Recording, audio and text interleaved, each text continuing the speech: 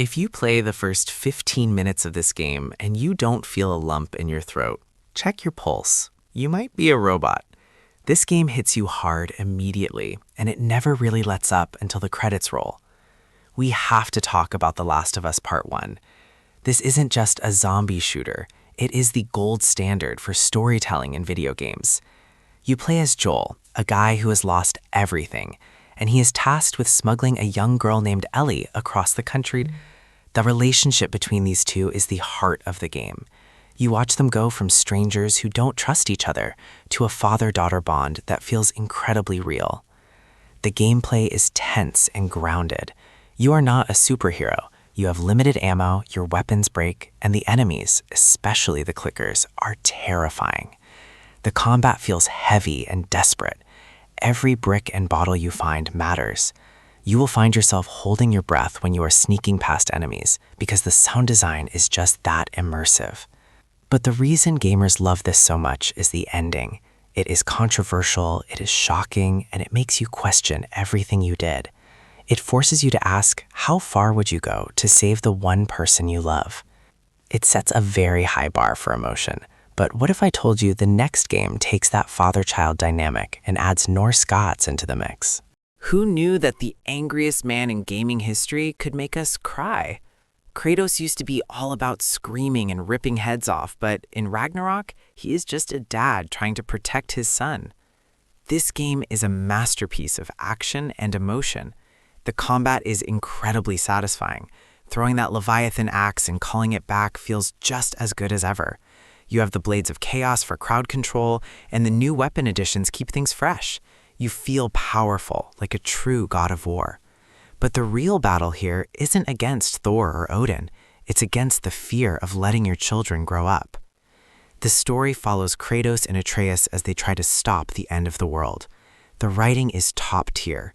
Seeing Kratos struggle to express his feelings while Atreus tries to find his own path is deeply moving. The side characters like Sindri and Brock also have arcs that will absolutely shatter you. It's a long game, packed with content, but you will be glued to the screen for the story beats. It explores grief, destiny, and the heavy cost of war. Speaking of heavy costs, our next game doesn't have magical axes or gods. It just has a simple question. Who do you choose to save when the world has ended? You don't need high-end graphics or fast reflexes to get your heart broken. Sometimes all you need is a point-and-click adventure and a little girl named Clementine. Telltale's The Walking Dead changed how we look at story games forever. You play as Lee Everett, a convicted criminal who gets a second chance at life during the zombie apocalypse. But his second chance isn't about saving himself. It is about protecting an 8-year-old girl. The gameplay is very simple. You walk around, find items, and talk to people. But the core mechanic is choice. Every conversation matters. You have to make split-second decisions that decide who lives and who dies. And the game remembers. If you lie to someone in Episode 1, they might call you out on it in Episode 4. The pressure is intense because you want to be a good role model for Clementine. But the world is so cruel that sometimes you have to do bad things to survive. By the time you reach the final episode, the bond you have built with Clementine feels stronger than in any movie or TV show. The ending is legendary for making grown men cry on live streams. But while zombies are scary, there is something much smaller and much more terrifying in our next pick. Imagine the whole world is against you, and your only weapon is a sling in your little brother's hand. This game is beautiful, terrifying, and deeply sad. A Plague Tale Requiem follows Amisha and her little brother Hugo. They are on the run in medieval France, chased by soldiers and literally millions of plague rats. The technology here is wild. Seeing thousands of rats flood the screen like a tsunami is horrifying. The gameplay focuses on stealth and puzzles.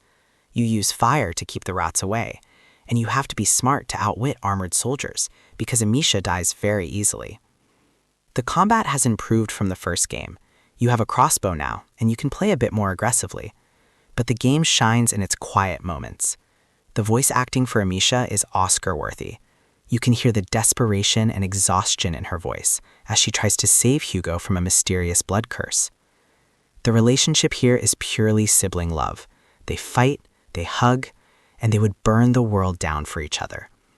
The ending of this game is one of the boldest, most gut-wrenching conclusions in modern gaming. It is a tragedy about family duty. But our next game explores a different kind of duty, the duty of a warrior to his people, and what happens when you have to betray your own code. This game is visually one of the most stunning things you will ever see, but underneath the falling leaves and beautiful sunsets, there is a very tragic story about honor. In Ghost of Tsushima, you are Jin Sakai, a samurai fighting off a massive Mongol invasion. The problem is, the honorable samurai way of fighting isn't working. To save his home, Jin has to become the ghost, using stealth, poison, and fear. This puts him in direct conflict with his uncle, who raised him. It is a brilliant clash of old traditions versus new survival. The gameplay is perfection. The sword combat feels like a deadly dance. You change stances to break defenses, you parry attacks, and you slice through enemies with precision. It is incredibly satisfying. Exploring the island of Tsushima is relaxing, with the wind guiding you to hidden hot springs and shrines. But as you get stronger, you lose more of your soul. The story punishes you for doing what is necessary. And let's not forget the horse scene. If you know, you know. That moment broke me. Jin loses so much to become the hero his people need. But what if you aren't a hero? What if you are just a mercenary in a futuristic city trying to cheat death? Wake up, samurai! We have a city to burn and a lot of tears to shed. Cyberpunk 2077 had a rocky start, but now it has one of the best stories in the RPG genre.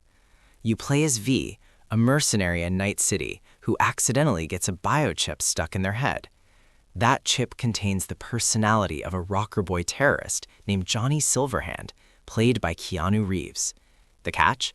The chip is rewriting your brain. You are slowly dying. The whole game is a desperate race against time to survive. The gameplay is huge. You can be a hacker, a ninja with a katana, or a heavy gunner. The city is dense and dirty and feels alive. But the emotional punch comes from the characters.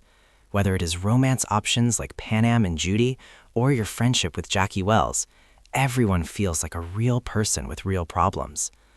The bond between V and Johnny is the highlight. They hate each other at first, but by the end, they are inseparable. The game has multiple endings, and almost all of them leave you staring at the screen, feeling a heavy emptiness. It asks what it means to truly be alive. Our next game asks the exact same question, but from the perspective of the machines themselves. Can a robot have a soul? Can a machine feel fear? In Detroit Become Human, the answer depends entirely on how you play. This is a narrative-driven game set in a future where androids are everywhere. They are our servants, workers, and soldiers. But then they start waking up. You control 3 different characters: Connor, an android cop hunting deviants; Kara, a housekeeper trying to protect a little girl; and Marcus, who leads the revolution. The gameplay is mostly quick-time events and investigation. It sounds simple, but the tension is through the roof because characters can die permanently. If Connor dies, he comes back as a new machine with memory loss.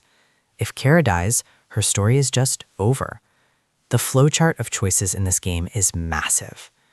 The emotion comes from the injustice. Watching these machines beg for their lives or fight for their freedom hits a nerve.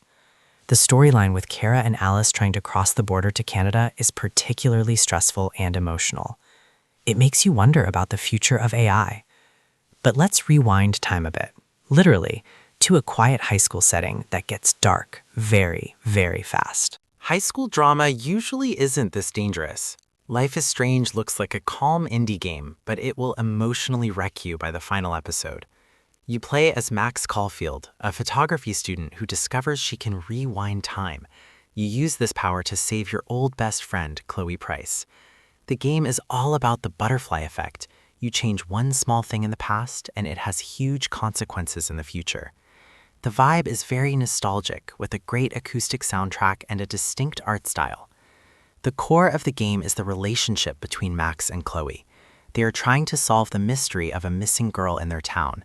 It starts off feeling like a detective game, but it tackles heavy themes like bullying, suicide, and disability.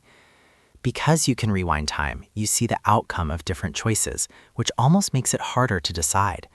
And then there is the final choice. The game boils down to one binary decision at the end that has divided the fan base for years. It is absolutely brutal. Speaking of brutal choices and great power, our next hero is usually making jokes, but this specific game pushed him to his absolute breaking point. You expect Spider-Man to be fun. You expect swinging through New York, cracking bad jokes, and webbing up bad guys. And you get all of that, but you also get one of the saddest endings in superhero history.